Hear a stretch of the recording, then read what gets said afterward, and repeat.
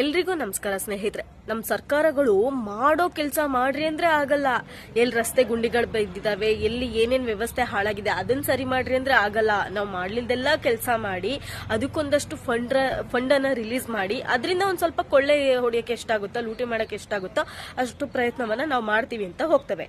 So ವಿಚಾರ ಏನಪ್ಪಾ ಅಂದ್ರೆ, ನಮ್ಮ ಕರ್ನಾಟಕದ ಚಿರಪುಂಜಿ ಅಂತಾನೆ ಕರೆಸ್ಕೊಳ್ಳುವಂತಹ, ನಮ್ಮ ಕರ್ನಾಟಕದಲ್ಲಿ ಅತಿ ಹೆಚ್ಚು ಮಳೆ ಬೀಳುವಂತಹ ಪ್ರದೇಶ ಆಗಿರುವಂತಹ ಪ್ರದೇಶ ಅಂತ ಏನ್ ಕರ್ಸ್ಕೊಳ್ಳುತ್ತೆ, ಆಗುಂಬೆಯನ್ನ ಉಡುಪಿ ಹಾಗೆ ಶಿವಮೊಗ್ಗಕ್ಕೆ ದಾರಿ ಅನುಕೂಲ ಆಗ್ಲಿ ಅನ್ನೋದಕ್ಕೋಸ್ಕರ ಟನಲ್ ಅನ್ನ ಅಲ್ಲಿ ರೆಡಿ ಮಾಡೋಕೆ ಕೇಂದ್ರ ಸರ್ಕಾರ ಮುಂದಾಗ್ತಾ ಇದೆ.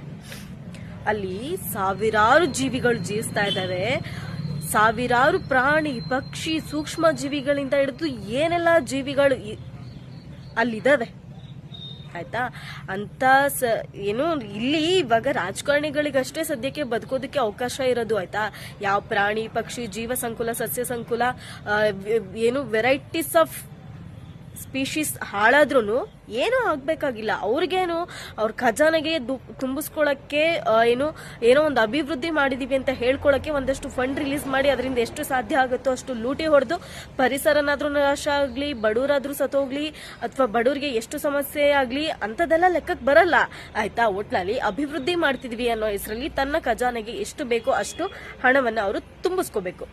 ಇವಾಗ ಸದ್ಯಕ್ಕೆ ಒಂದು 400 ಕೋಟಿ ಅದಕ್ಕೆ ಫಂಡ್ ರಿಲೀಸ್ ಮಾಡಬೇಕು ಅನ್ಕೊಂಡು ಶಿವಮೊಗ್ಗದಿಂದ ಉಡುಪಿಗೆ ದಾರಿನ ಸರಿ ಮಾಡಬೇಕು, ಅಲ್ಲಿಗೆ ಟನಲ್ ಅನ್ನ ನಿರ್ಮಾಣ ಮಾಡಬೇಕು ಅಂತ ಮುಂದಾಗಿದ್ದಾರೆ.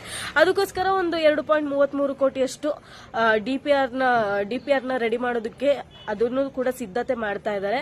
ಅಂದ್ರೆ ಡೀಟೇಲ್ ಪ್ರಾಜೆಕ್ಟ್ ರಿಪೋರ್ಟ್ ಅಂತ ಏನ್ ಕರಿತೀವಿ ಅದ್ರ ವಿಚಾರವಾಗಿ ಅಷ್ಟು ಮಾಹಿತಿ ನೀಡಬೇಕು ಅಂತ ಅದಕ್ಕೊಂದು 2.33 ಕೋಟಿ ಖರ್ಚು ಮಾಡಿ ಎಲ್ಲ ರೆಡಿ ಮಾಡಬೇಕು ಅಂತ ಮುಂದಾಗಿದ್ದಾರೆ. ಸೊ ಇವಾಗ ಹಂಗು ಹಿಂಗು ಒಂದ್ ಸ್ವಲ್ಪ ಮಲೆನಾಡು ಪ್ರದೇಶ ಅಂತ ಕರ್ಸ್ಕೊಳ್ಳೋಂಥದ್ದು, ಅತಿ ಹೆಚ್ಚು ದಟ್ಟಾರಣ್ಯ ಪ್ರದೇಶ ಹೊಂದಿರುವಂತಹದ್ದು ಅಂತ ಏನ್ ಹೇಳ್ತೀವಿ ಅದನ್ನೆಲ್ಲ ನಾಶ ಮಾಡಕ್ ಮುಂದಾಗಿದ್ದಾರೆ.